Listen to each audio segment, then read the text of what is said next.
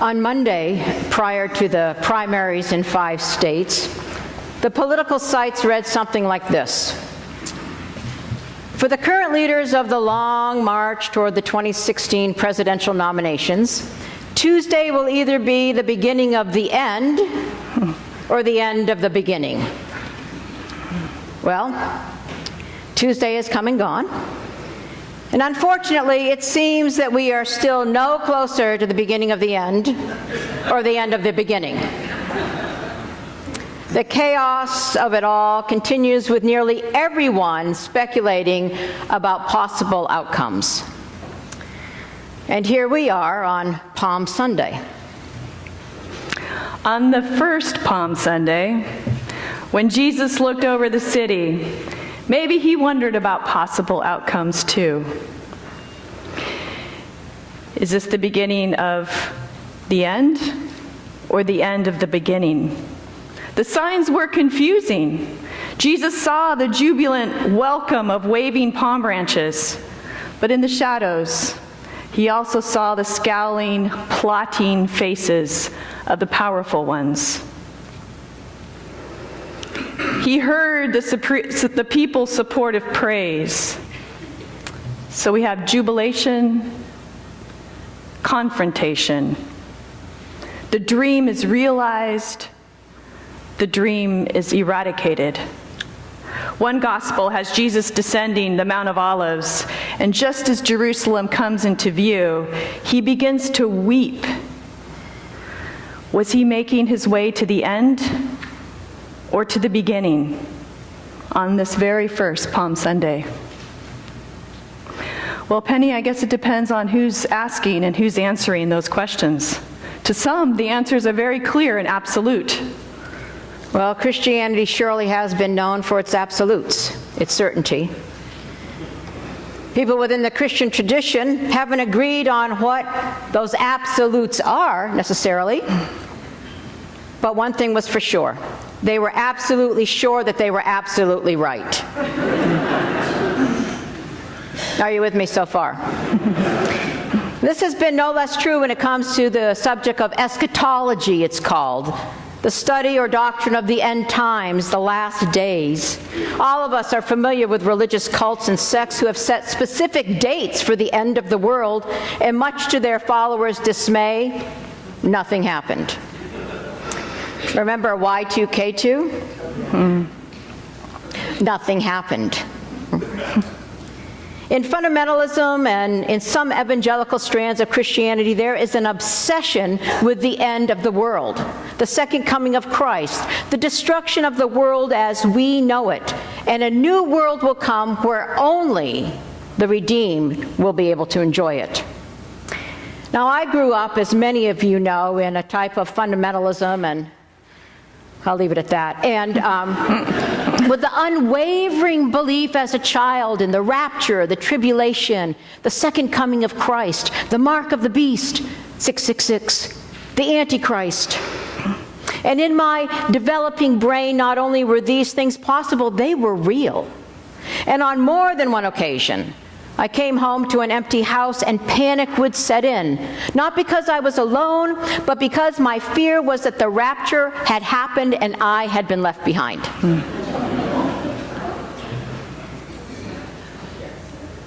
In fact, we used to sing a song called "I Wish We'd All Been Ready."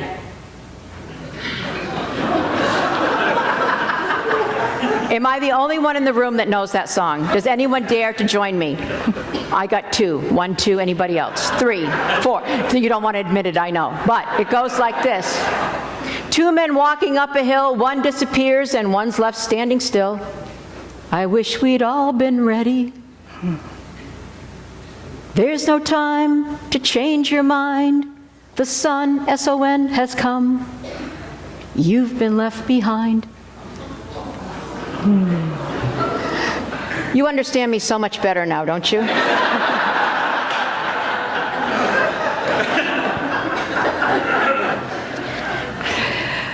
Though through a very different lens, the scientific vision of the end is surprisingly similar to the traditional Christian one. Physical cosmologists differ on their theories of the ultimate fate of the universe.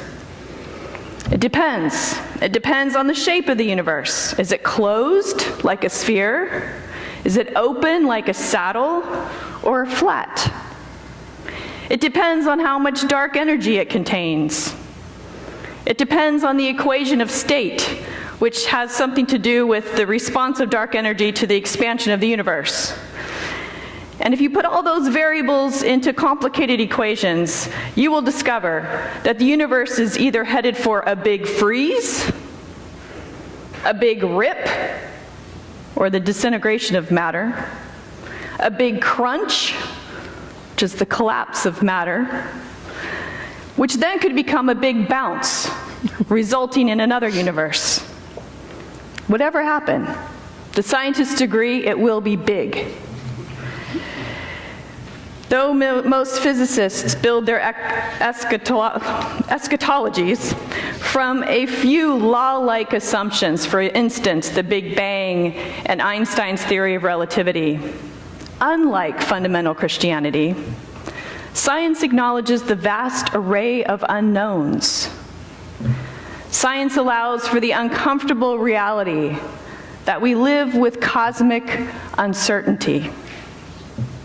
Well, for a long time in the Christian tradition, we have not been very comfortable with uncertainty. However, there is, as you say, Bonnie, a very uncomfortable reality portrayed in the Christian tradition. In the Christian tradition, there is the notion of a final judgment as well as the destruction of the world.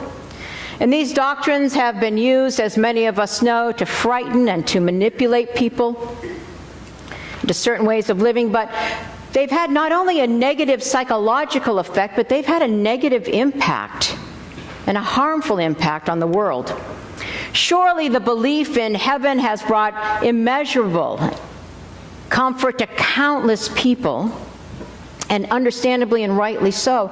There's been a downside as well. The notion of a better life in the beyond led many Christians who had power to dismiss the equality and betterment of life for others here on earth. Slavery is a prime example. Well, things will get better in the by and by. There'll be a crown of glory waiting for you, even though your life on earth is hell. The belief in the destruction of the physical world has had an adverse impact on many Christians around the world, thinking that the world's going to be destroyed anyway, so why do I need to be concerned about climate change? Right? Why do I need to care about this planet?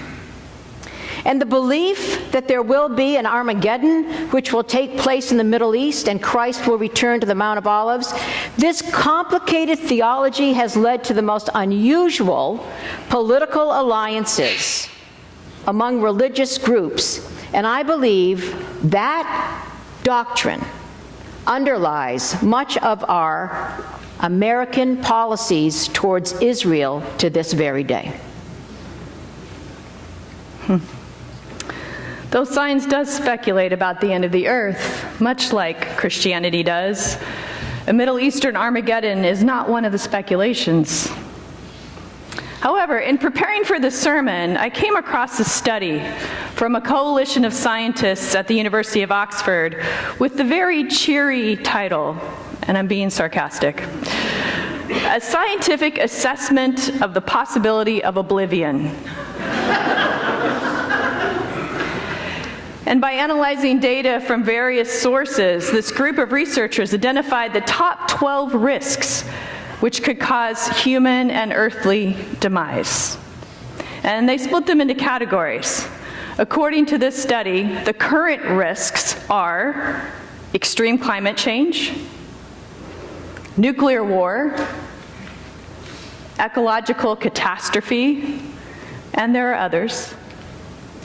The exogenic risks, which means things outside of the system that could pose a risk, include asteroids and a supervolcano.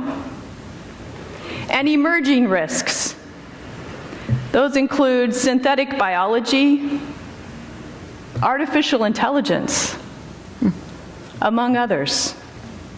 The 12th risk on this list is future bad global governance. The report states, technological, political, and social change may enable the construction of new forms of governance. These may be either much better or much worse. Well, Penny, we have the certain dogma of Christianity, and we have the scientific speculation of the Earth's demise. Whether we imagine the end as some act of God or a random collision with asteroids, how do we make meaning of our lives now, here in this moment, on this side of the end? Well, it could be that when we talk about the end, it could be that we are closing a door that is meant to remain open. I think you might be right. Both science and religion hold the possibility of infinity or eternity, of foreverness. And both look to the future with wonder at what might happen, what might come. Using religious language, the mystery of the transcendent spirit infuses our world and our hearts with its no way to anticipate it effect. The mystery of the human spirit with its propensity for selfishness, yes, but also a propensity for ingenuity, for love, and for saving grace. Science, shaped by human beings, is full of mystery. And as far as I understand it, which admittedly is not very far, the rival scenarios for the end of the universe can only be chosen by weighing the universe. For example, by measuring the relative contributions of matter, radiation, dark matter, dark energy, by measuring all of that against the critical density. So really, science can offer hypothetical possibilities. The end remains clouded mystery. It bends into the unknown. You know, there's this popular Amazon series, some of you may have seen it, called Man in the High Castle. And it offers this alternate history. What if things that had turned out differently in World War II? And therefore it offers alternate futures. And in the story, the characters live according to what they believe about the future. So the end is not predetermined, but what we imagine about it affects our lives in this moment. Can we keep it open? Can we live in the continual unfolding mystery, one without an ultimate resolution? Little resolutions along the way, sure, but not an ultimate final one. I happen to believe that there will always be more. More of what? We cannot say, but there will always be more. Because in my view, creativity is the ultimate reality. And this makes my life, your life, our relational life extremely important in the living and breathing moment in which we live.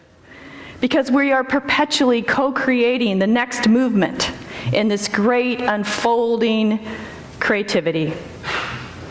The Oxford study that I mentioned earlier with those 12 great risks to humanity and to the globe was a collaboration between the Global Challenges Foundation and the Future of Humanity Institute.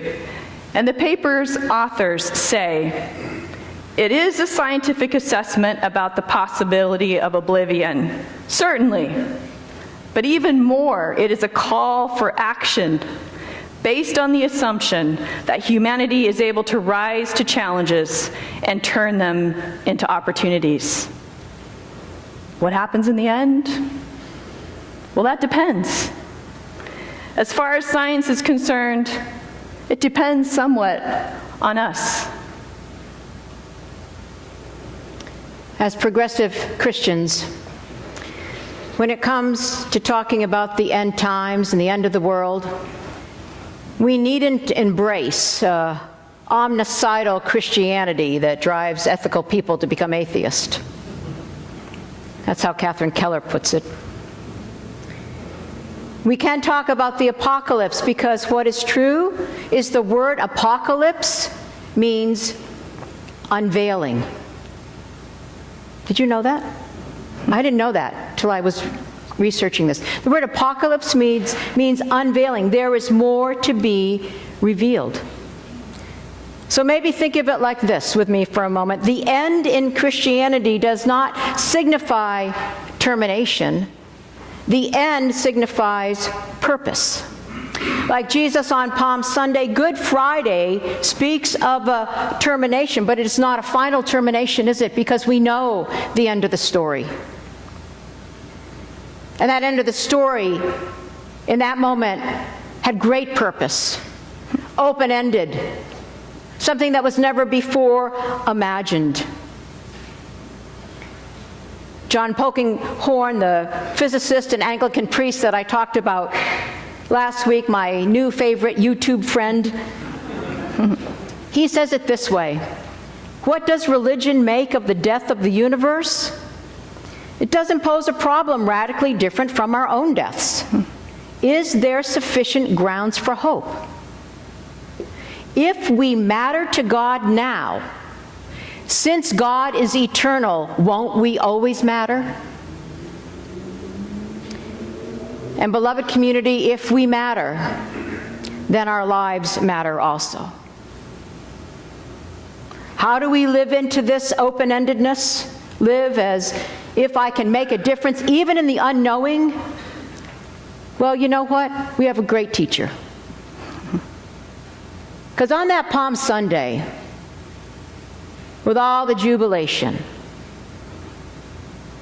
Jesus had no idea of the outcome. And he would have no idea of the outcome on Holy Thursday as he was betrayed, and on Good Friday as he was crucified and abandoned. He didn't even know the outcome when he cried, "My God, why have you forsaken me?" But that wasn't the final word. And maybe his living through that is how he became the Christ. The Christ who said, "I am the Alpha and the Omega, the beginning of the end." And it's not linear because in the eternal, there is no beginning and no end. Our souls, I believe, are eternal. And maybe that's why we all seek to touch or to embrace some form of eternity. The great neurologist, naturalist, and author Oliver Sacks, who died just this past August, before he died, he knew that his end was near. And he writes, in that time, he says this: "And now, at this juncture, when death is no longer an abstract concept, but a presence, an all too close, cannot be denied presence, I am again surrounding myself, as I did when I was a boy, with metals and minerals, little emblems of eternity." I suppose, because we're human, we all want to surround ourselves with emblems of eternity, and it might just be, it might be that mystery is one emblem of eternity, and that takes incredible trust. Trusting that mystery, that is the heart of the spiritual quest. Are you with me? We don't like it when people get too certain with their absolutes, do we? But we're not either very comfortable with uncertainty. And the spiritual journey is to live in that mystery.